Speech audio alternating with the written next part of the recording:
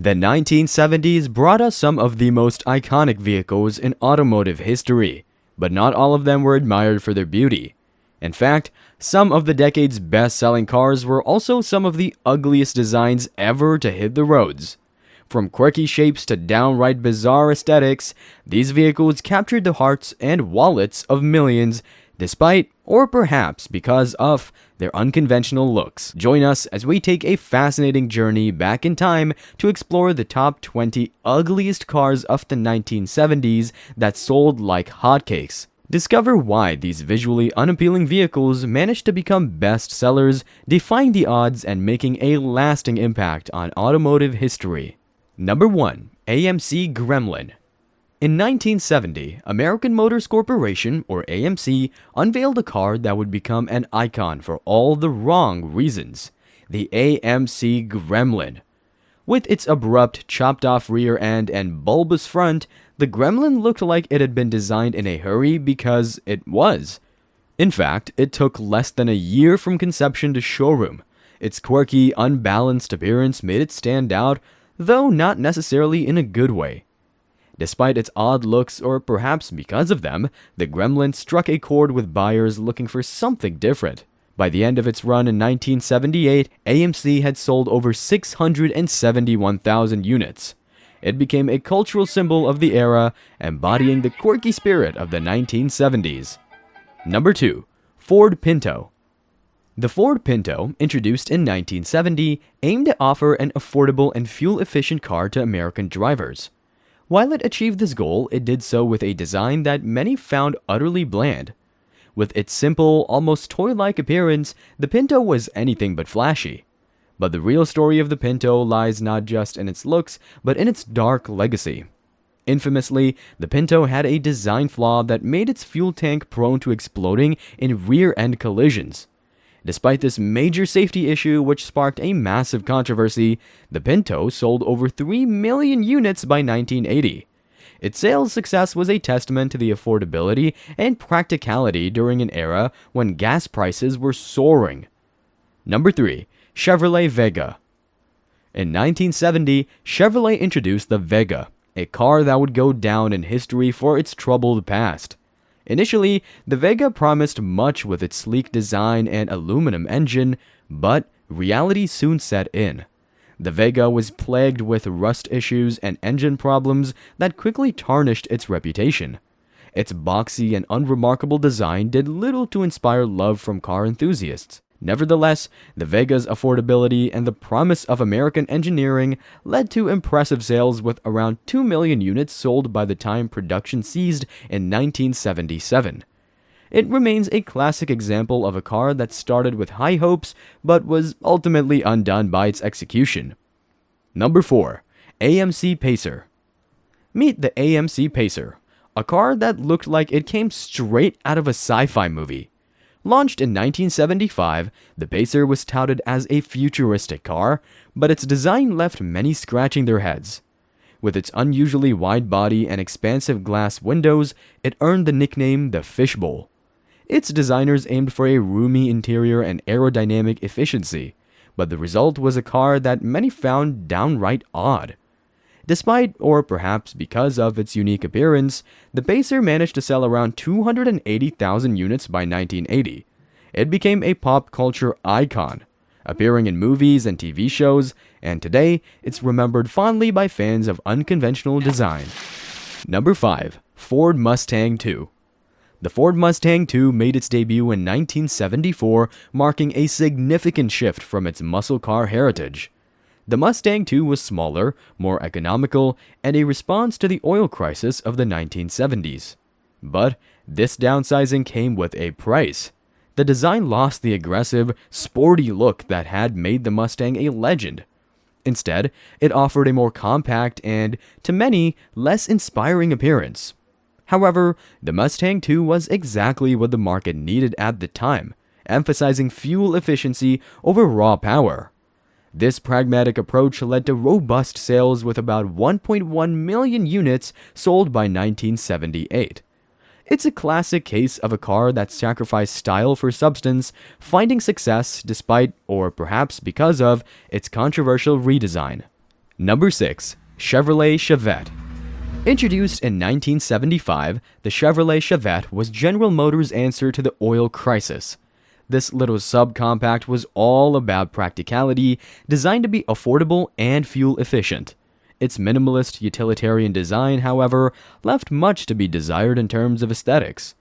The Chevette's boxy shape and lack of distinctive features made it blend into the background, but that was part of its charm. It was a no-nonsense car for no-nonsense times. Despite, or perhaps because of its plain looks, the Chevette found a substantial market, selling over 2.8 million units in the United States by the time it was discontinued in 1987. It proved that sometimes function over form can be a winning formula. Number 7. Dodge Aspen. When the Dodge Aspen rolled out in 1976, it was meant to replace the beloved Dodge Dart. But instead of a sleek, modern replacement, buyers got a car that was boxy and, well, a bit dull. The Aspen's design was utilitarian, prioritizing practicality over pizzazz. It wasn't the kind of car that turned heads, but it got the job done. Despite its plain appearance and initial quality control issues, the Aspen, along with its twin, the Plymouth Voyager, sold over 1 million units by 1980. This success was a testament to its reliable performance and the trust people had in the Dodge brand. Number 8.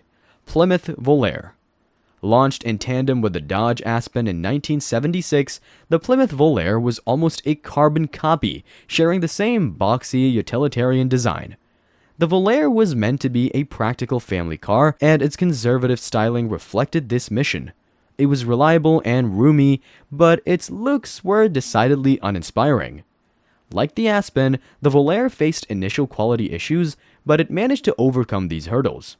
Together with the Aspen, it contributed to over 1 million sales by 1980.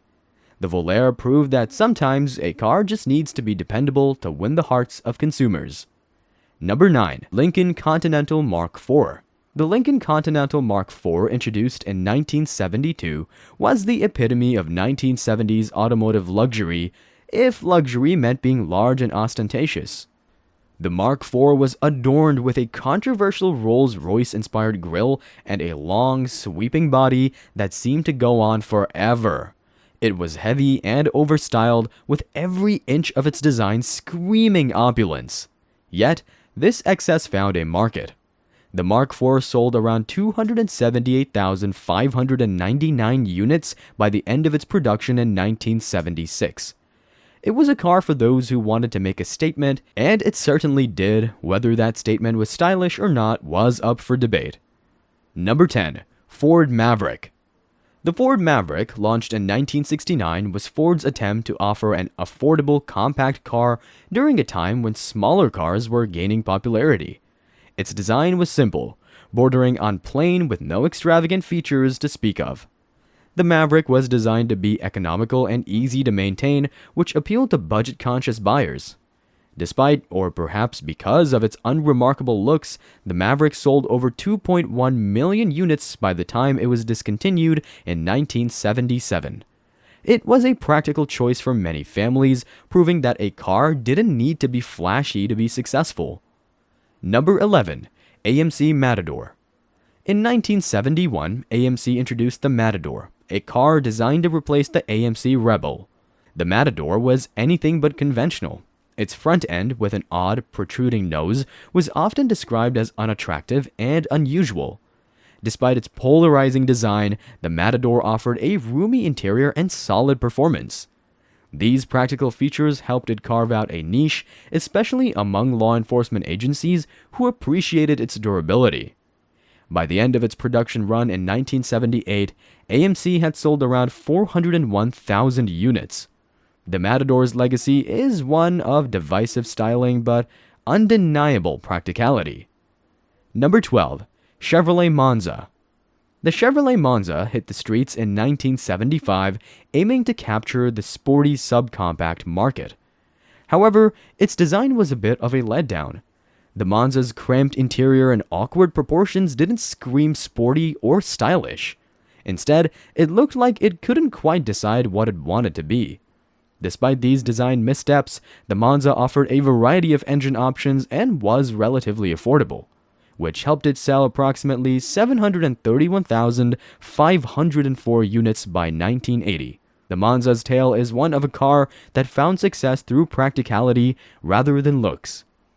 Number 13. Plymouth Fury.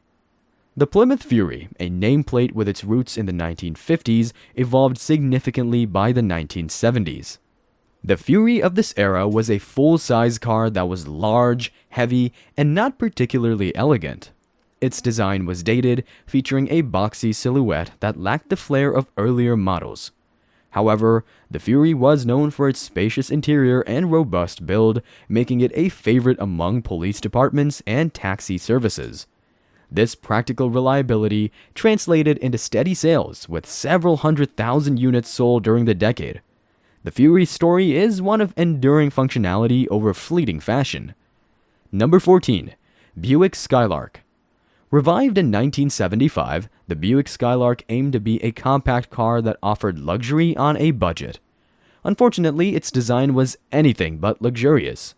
The Skylark's boxy shape and uninspiring lines made it look more like an economy car than a premium offering. Yet, it was this very simplicity that appealed to many buyers who valued function over form. The Skylark provided a comfortable ride and decent fuel efficiency, which kept it in steady demand throughout the 1970s. Though it may not have turned heads, it found its place as a dependable and accessible vehicle for many families. Number 15. Ford Granada.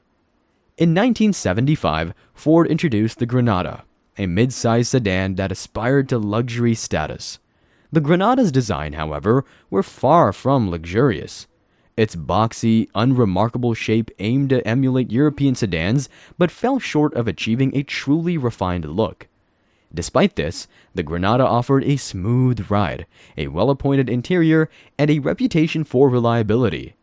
These attributes helped it appeal to a wide audience, resulting in over 2 million units sold by 1982. The Granada's journey is a testament to the appeal of practicality and comfort in an era where fuel efficiency and affordability were paramount. Number 16. Chevrolet Caprice. The Chevrolet Caprice, a staple of American full-size sedans since the 1960s, underwent significant changes by the 1970s. These models became known for their sheer size and bulk, which many found aesthetically unappealing. The Caprice's boxy, elongated body lacked the stylish flair of earlier models, but it compensated with a spacious interior and a smooth, comfortable ride. These attributes made it a popular choice for families and law enforcement agencies alike. Despite its looks, the Caprice sold several 100,000 units annually throughout the decade. It became a symbol of American automotive reliability and comfort, even if it wasn't the most visually appealing car on the road. Number 17. Oldsmobile Omega.